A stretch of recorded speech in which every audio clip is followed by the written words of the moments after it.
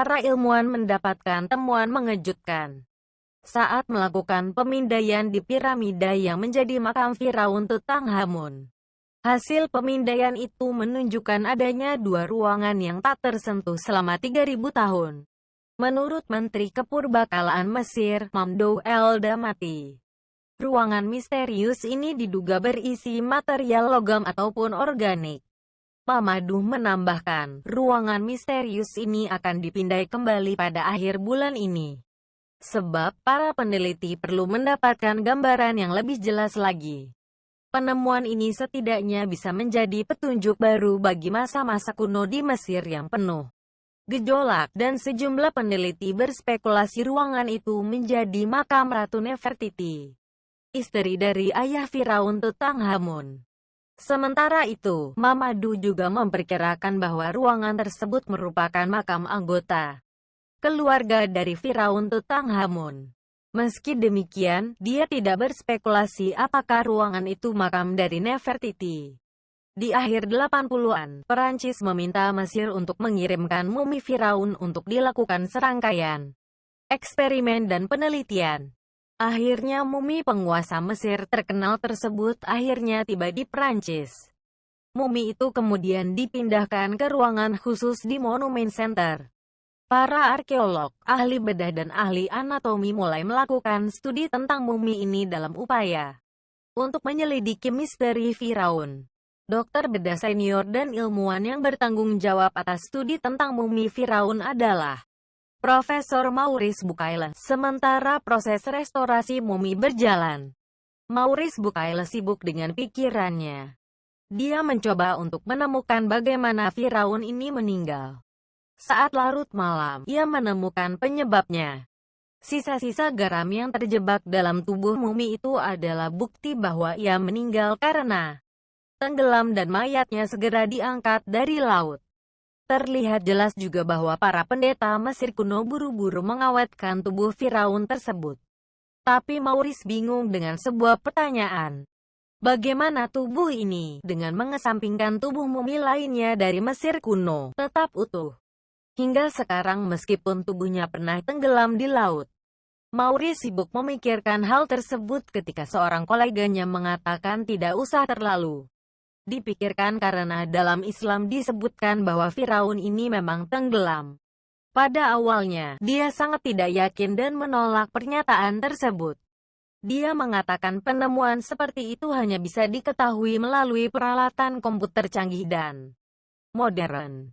Maurice bertambah tercengang setelah koleganya yang lain mengatakan bahwa Al-Quran, kitab suci yang dipercaya Muslim, menceritakan kisah tenggelamnya Firaun dan mengatakan tubuh tersebut akan tetap utuh meskipun ia telah tenggelam.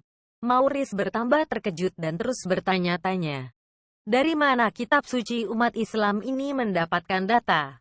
Sementara mumi tidak ditemukan sampai 1898.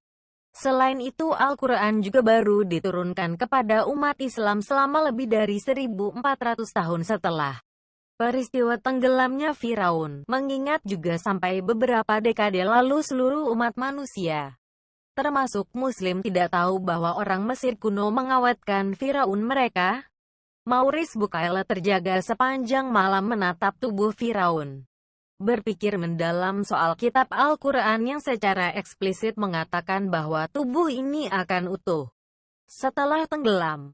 Bisakah dipercaya Nabi Muhammad SAW tahu tentang ini lebih dari 1.000 tahun yang lalu ketika saya baru saja mengetahui hal itu, pikir Maurice. Pikiran Maurice malam itu dipenuhi berbagai pertanyaan dan keheranan tentang kitab suci umat Islam. Mumi tersebut akhirnya dikembalikan ke Mesir, jatuh cinta dengan Al-Quran. Tapi, karena ia sudah tahu tentang kisah Firaun versi Muslim, ia segera berkemas dan melakukan perjalanan ke Arab Saudi. Kebetulan saat itu di Arab Saudi diadakan konferensi medis yang dihadiri banyak ahli anatomi Muslim. Di sana, Maurice memberitahu mereka tentang penemuannya, yaitu bahwa tubuh Firaun itu tetap utuh bahkan setelah ia tenggelam. Salah satu peserta konferensi membuka Al-Quran dan membacakan surat Yunus ayat 92 yang menceritakan kisah bagaimana tubuh Firaun diangkat dari dasar laut dan atas izin Allah. Tubuh itu akan utuh agar menjadi bahan renungan bagi orang-orang yang berpikir sesudahnya. Dalam kegembiraannya setelah dibacakan ayat tersebut, Maurice berdiri di hadapan para peserta konferensi berkata, "Aku telah masuk Islam dan percaya pada Al-Quran ini." Saat kembali ke Perancis, Maurice Bucaille menghabiskan 10 tahun melakukan studi tentang kesesuaian fakta-fakta ilmiah saat ini dengan yang disebutkan dalam Al-Quran. Dia berusaha meyakinkan dirinya bahwa Al-Quran tidak pernah bertentangan dengan satupun fakta ilmiah. Dia kemudian menulis buku tentang Al-Quran yang menghebohkan seluruh negara-negara Barat, dengan judul The Bible, The Quran and Science. The Holy Scriptures Examined in the Light of Modern Knowledge. Buku tersebut sangat laris dan bahkan ratusan ribu eksemplar telah diterjemahkan dari bahasa Perancis ke bahasa Arab, Inggris, Indonesia, Persia, Turki, dan Jerman. Bahkan tersebar ke hampir semua toko buku di seluruh dunia.